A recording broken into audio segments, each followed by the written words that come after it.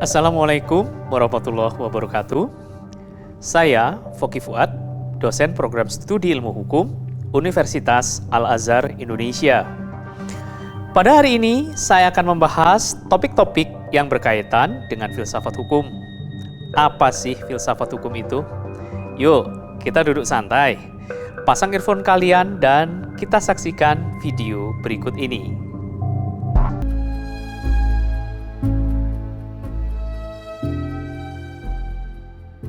Kali ini kita akan mencoba melihat pemikiran Marxis tentang hukum atau kita kenal dengan nama Marxist Legal Theory. Ia menyatakan bahwa segalanya adalah bentuk dari realitas materi yang terdiri dari laku, kerja, dan aktivitas praksis manusia.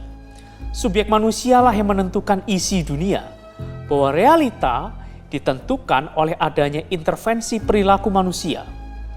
Manusia dan alam berlaku prinsip dialektika atau sebuah realitas yang dipengaruhi oleh realita-realita lainnya, sehingga memunculkan tesis, antitesis, dan berujung pada sintesis. Contoh, terjadinya penjajahan adalah sebuah tesis, akan memunculkan antitesis berupa perlawanan terhadap penjajahan itu, sedangkan sintesisnya adalah sebuah kemerdekaan. Realita yang sesungguhnya adalah materi. Pemikiran Marx tentang histori manusia diawali oleh kepemilikan benda materi oleh manusia. Motif perbuatan manusia hakikatnya adalah kebutuhan atas benda-benda materi. Contohnya, motif orang sekolah adalah hakikatnya memperoleh kekayaan materi. Materilah yang menentukan dasar dari bagaimana manusia berperilaku. Maka, materi atau benda akan menjadi titik awal sejarah sebuah motif manusia dalam memulai sebuah perbuatan. Perbuatan manusia apapun, secara histori dimulai adanya keinginan atau kehendak untuk memiliki benda-benda materi. Manusia secara sadar itu membentuk masyarakat. Tidak lain tujuannya adalah untuk memenuhi kebutuhan-kebutuhan kebendaan materinya. Masyarakat yang terbentuk dari sekumpulan manusia itu ditentukan oleh perilaku motif-motif kebendaan manusianya, berupa motif-motif kebutuhan atas benda-benda ekonomi. Sehingga manusia dikatakan tidak lain adalah bentuk dari makhluk ekonomi. Manusia ingin menjadi politikus, ingin menjadi tokoh masyarakat, atau bahkan menjadi tokoh agamawan, itu juga dipengaruhi oleh basis struktur, yaitu apa? Motif ekonomi itu tidak lain. Sehingga hukum menurut Marx dibentuk karena adanya motif-motif ekonomi. Hukum dibentuk untuk melindungi para pemilik modal ekonomi sebagai sebuah kekuatan superstruktur. Semua kesadaran manusia hakikatnya ditentukan oleh sebuah kesadaran kebendaan-kebendaan ekonomi itu sendiri.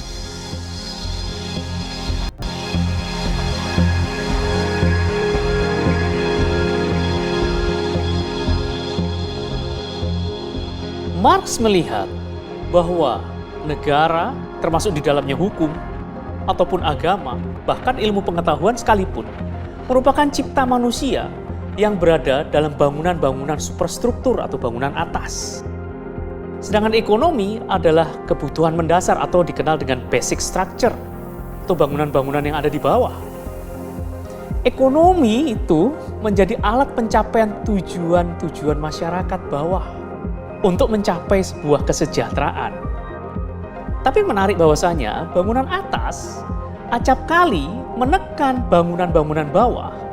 Sehingga hukum menurut Marx itu hanyalah sebagai simbol dari kekuasaan semata.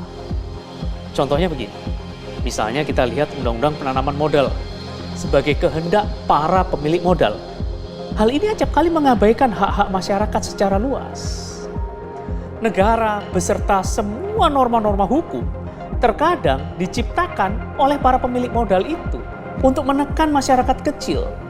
Bangunan sosial tersebut menurut Marx mencerminkan adanya penghisapan kelas atas, yaitu kelas pemilik modal, terhadap kelas-kelas yang ada di bawah, yaitu golongan-golongan proletar menurutnya.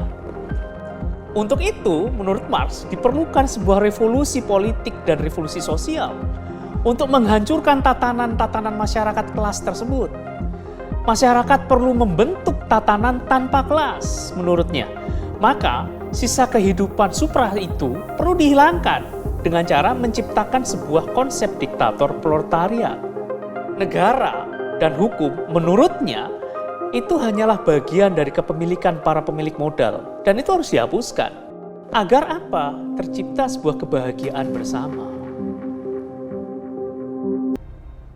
Demikianlah video pembelajaran mengenai filsafat hukum ini. Semoga memberikan manfaat bagi Anda semua dan semoga pula dapat Anda pahami dengan mudah. Wassalamualaikum warahmatullahi wabarakatuh.